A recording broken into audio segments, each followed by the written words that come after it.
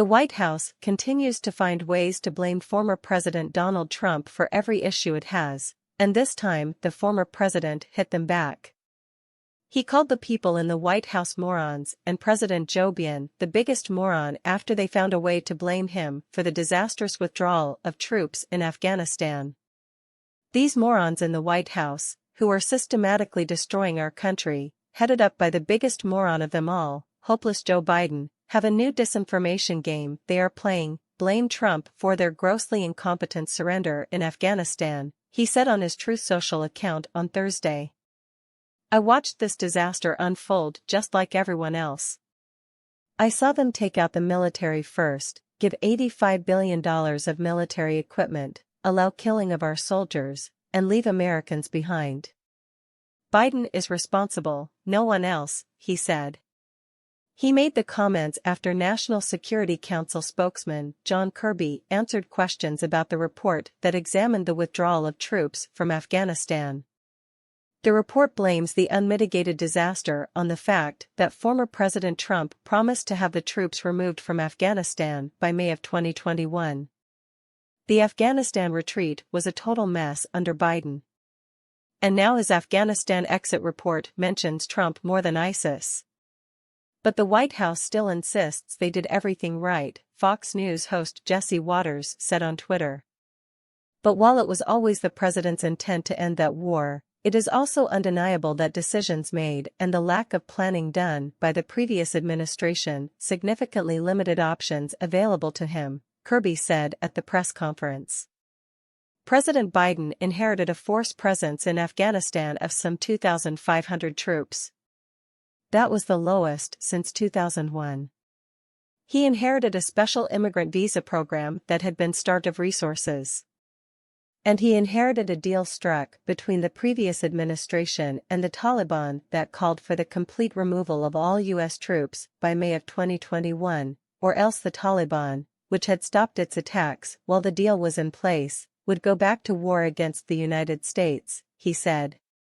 Even reporters at the press conference were stunned with the lack of accountability by the Biden administration and its blame of the former president. There's 4 pages here of blame on the previous administration or this White House explanation of what the last White House did regarding Afghanistan. Nowhere in here does there appear to be any expression of accountability or mistake by either the president himself or others. Is there any for what happened? One reporter said. It seems like page after page, this places the blame on the previous administration, starting with page 1. President Biden's choices for how to execute a withdrawal from Afghanistan were severely constrained by conditions created by his predecessor, another reporter said. But wait, before I answer, but you need to remember, and I get the question about, the previous administration. You got to look at when he came into office, what he was walking into, Kirby said to one reporter's question. He didn't negotiate with the Taliban.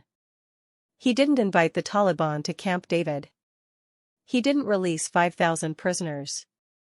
He didn't reduce force levels in Afghanistan to 2,500. And he didn't have an arrangement with the Taliban that they wouldn't attack our troops, he said. He came in with a certain set of circumstances he had no ability to change. He had to deal with it based on what he inherited, he said. But that was not a satisfactory answer for other reporters. Just to follow up and my colleagues' questioning about the blame assigned to the previous administration.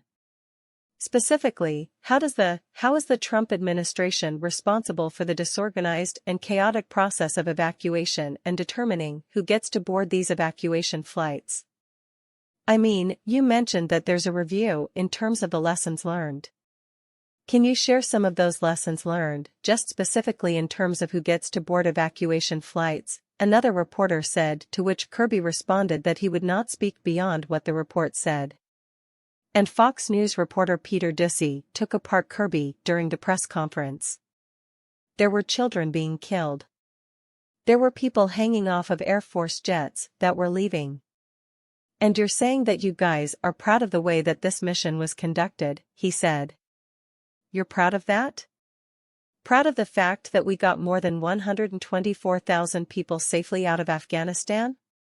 You bet.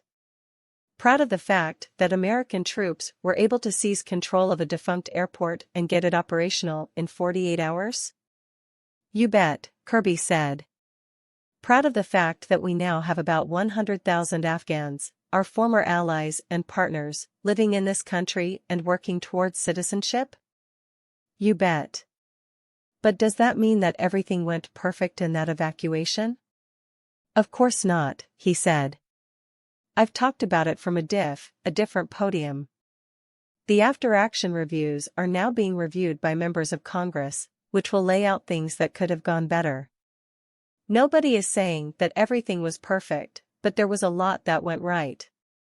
And a lot of Afghans are now living better lives in this country and other countries around the world because of the sacrifices and the work of so many American government officials. So, yeah, there's a lot to be proud of, Peter, he said.